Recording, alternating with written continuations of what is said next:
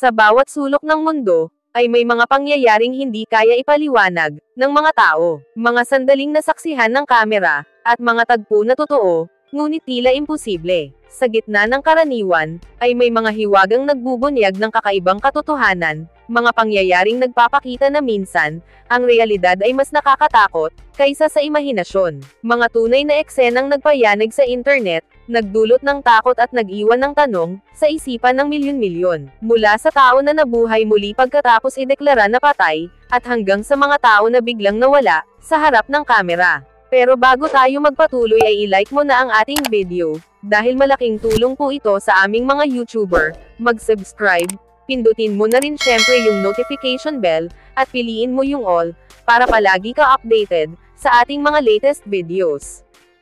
Ang taong nabuhay muli, pagkatapos ideklarang patay. Sa bansang India, isang lalaki ang idineklarang patay, matapos ang isang matinding aksidente, sa kalsada. Dinala siya sa ospital, nitakpan ng puting kumot, at inihanda na ng pamilya, ang kanyang libing. Subalit habang nagtitipon ang mga kamag-anak, napansin ng isa na gumagalaw ang kanyang mga daliri, at marahang humihinga. Agad silang nagsigawan sa gulat, at pinutol ang seremonya. Nang dumating ang mga doktor, kinumpirma nila na buhay pa pala ito, at biktima daw ito ng isang bihirang kondisyon, na tinatawag na catalepsy. Sa ganitong estado, humihina ang galaw ng katawan at halos walang pulso o paghinga, kaya't madalas na pagkakamalang patay. Sa mga cellphone video na kuha ng mga nakasaksi, maririnig ang takot, iyakan at pagkamangha ng mga tao, habang binubuksan muli ang kabaong. Ayon sa mga medical expert, dapat hindi basta mag-declare ng kamatayan ng walang matibay na ebidensya, lalo na sa mga lugar na kulang sa modernong kagamitan. Para naman sa iba, milagro raw ito at tanda ng ikalawang pagkakataon sa buhay. Ang pangyayaring ito ay nagsilbing inspirasyon sa maraming dokumentaryo at palabas tungkol sa hangganan ng kamatayan. Hanggang sa ngayon, pinag-uusapan pa rin ito sa social media, bilang isa sa mga tunay na back from the dead stories, na nakuhanan ng video.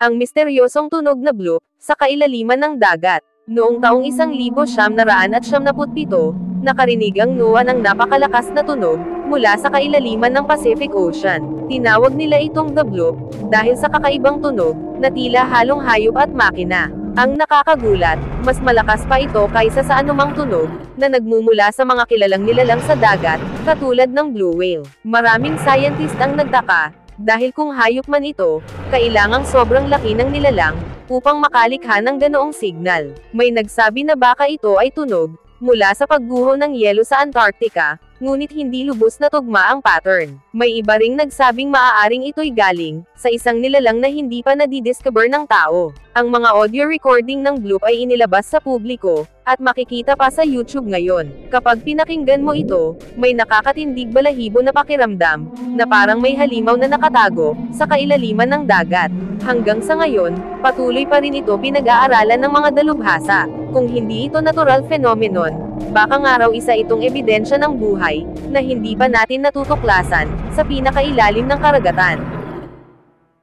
Ang pagkawala ng lawa. Noong taong 1980, sa Louisiana, USA, isang oil drilling operation, ang nagkamali ng sukat sa lalim. Sa halip na langis, nabutas nila ang kisame ng isang underground salt mine, na direkta palang konektado, sa ilalim ng Lake Panier. Sa loob lang ng ilang minuto, biglang nagbuka ang lupa at nilamon ng whirlpool ang buong lawa, mga puno, truck, bahay, at maging ang oil rig mismo. Ayon sa mga saksi, ang tunog ng pagguho ay parang halimaw, na lumalamon ng lupa. Ang mga manggagawa ay nagsitakbuhan, habang ang tubig ay umiikot pababa, na nagiging parang higanteng imburnal. Nakuhanan ito ng ilang residente sa video, at sa footage ay makikita ang pagbaliktad ng direksyon ng ilog, na dating papalabas, at ngayon ay papasok na sa lawa.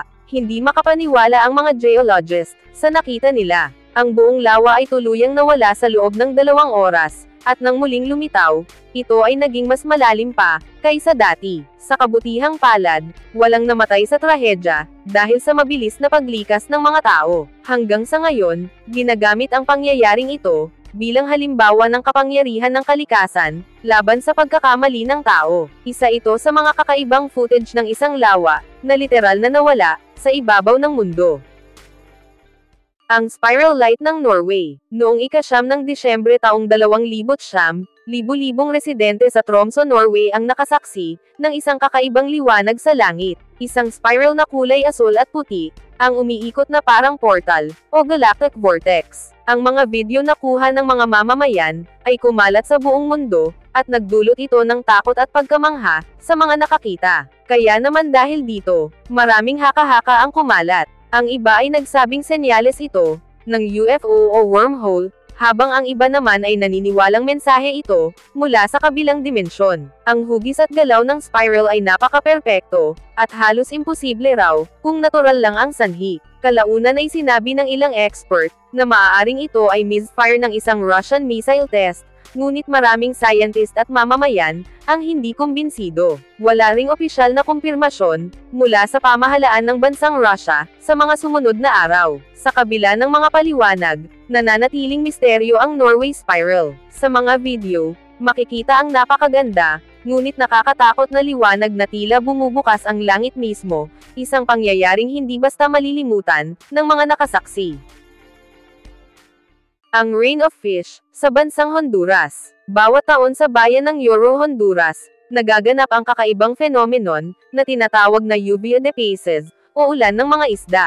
Pagkatapos ng matinding ulan at pagkulog, makikita ng mga residente ang daan-daang isda na nahulog mula sa langit, at gumagapang sa lupa. Ayon sa mga lokal, ito ay tanda ng biyaya at himala. Ang mga pamilya ay nag-uumpukan sa kalsada, bitbit ang mga balde at lambat, para kolektahin ang mga isdang nahulog. May mga video clip na nagpapakita ng bata at matatanda, na nagtitipon ng mga isda, na mistulang bagong hango sa dagat. Ayon naman sa mga siyentipiko, posible raw itong mangyari kapag may malakas na buhawi sa karagatan, na humihigop ng maliliit na isda at inihahagis sa lupa, sa pagdaan ng bagyo. Subalit ang kakaibang bahagi, ay nangyayari ito sa parehong bayan taon-taon, at halos sa parehong buwan. Sa kasalukuyan, ang Rain of Fish ay naging bahagi na, ng kultura ng Oro. Maraming turista at dokumentarista ang dumarayo, upang saksihan mismo ang kakaibang biyayang bumabagsak, mula sa langit.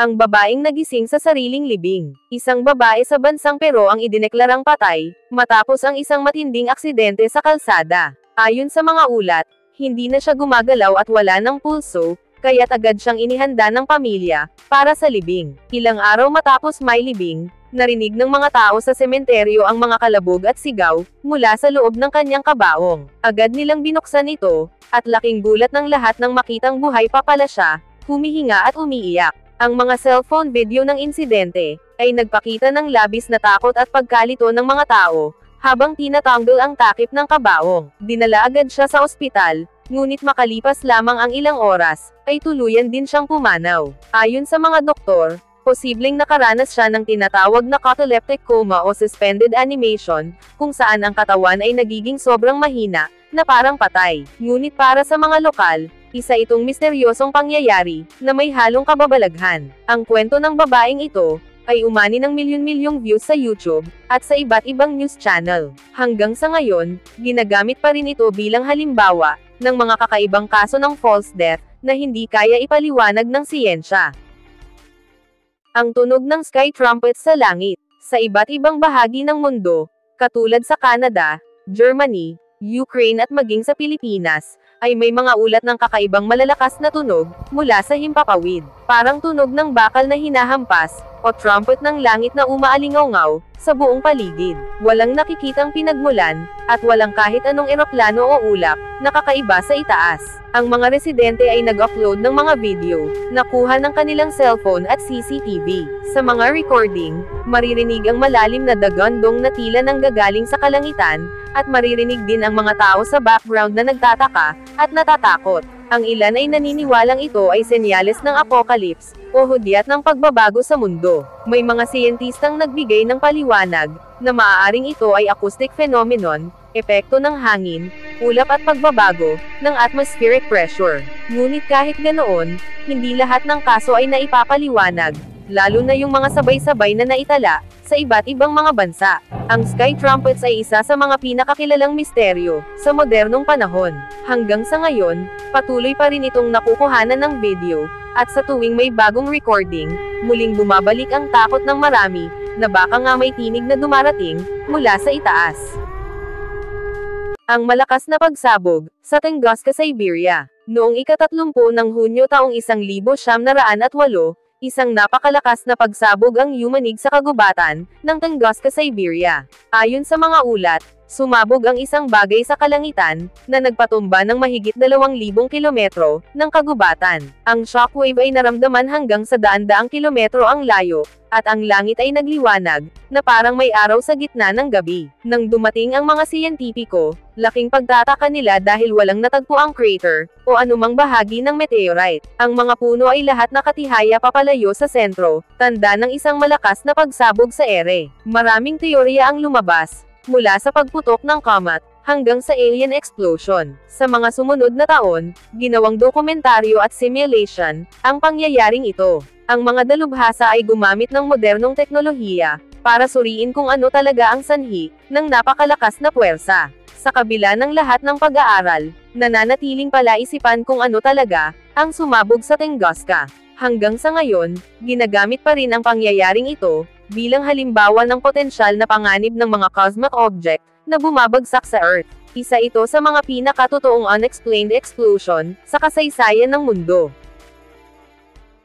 Ang flight attendant na nahulog mula sa langit at nabuhay. Noong ika-26 ng Enero taong 1972, isang Yugoslav Airlines flight ang sumabog sa himpapawid matapos tamaan ng bomba. Ang buong eroplano ay nagkadurog-durog at nahulog mula sa taas na 33,000 feet. Ngunit sa hindi kapanipaniwala na paraan, isang flight attendant na si Vesna Volobak ang tanging nakaligtas sa lahat ng sakay. Nahulog siya habang nakasabit sa isang bahagi ng fuselage at bumagsak sa bundok na may makapal na nyebe na siyang nakasalo sa kanya. Dinala siya sa ospital na may bali sa halos lahat ng buto, ngunit milagrosong nakarecover. Ang kanyang kwento ay kinilala ng Guinness World Records bilang highest fall survived without parachute. Ayon sa mga doktor, ang malamig na temperatura at ang pagkakahulog niya sa tamang posisyon ay nakatulong sa kanyang kaligtasan. Gayunpaman, maraming naniniwala na ito ay higit pa sa swerte, isang hiwagang hindi kayang ipaliwanag ng siyensya. Si Vesna ay naging simbolo ng pag-asa at katatagan ng tao. Hanggang sa kanyang pagkamatay noong 2016, bitbit niya ang kwento ng kababalaghan at milagro na tumatak sa kasaysayan ng aviation.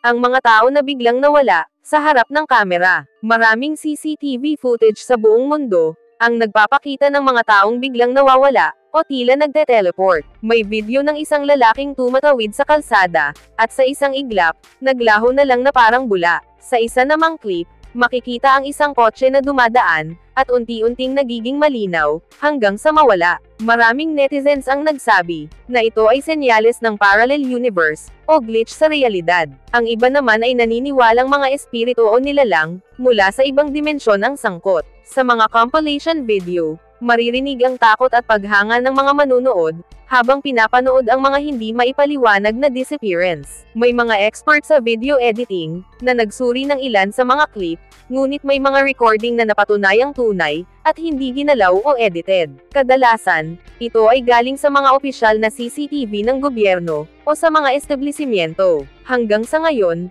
isa ito sa mga pinakapinapanood na kategorya ng caught on camera content sa YouTube platform. Marami pa ring naniniwala na may mga sandaling nagbubukas ang mga pinto ng realidad, at minsan, may mga taong nagiging biktima ng paglipat sa hindi natin nakikitang mundo. Bago tayo magtapos ay i-like mo na ang ating video, dahil malaking tulong po ito sa aming mga YouTuber. Mag-subscribe, pindutin mo na rin syempre yung notification bell, at piliin mo yung all, para palagi ka updated sa ating mga latest videos. Sa mga pangyayaring ito, isa lang ang malinaw, hindi lahat ng nakikita ng ating mga mata ay kayang ipaliwanag ng logic. Minsan, ang katotohanan ay mas nakakatakot pa kaysa sa imahinasyon. Dahil sa mundong ito, ang totoo, minsan mas kakaiba pa kaysa sa kathang-isip lamang. Ikaw, alin sa mga nakita mo ngayon ang pinaka nakapagpatindig ng balahibo mo? I-comment mo sa baba ng ating video, yung sagot o masasabi mo, para malaman din namin. See you on our next videos.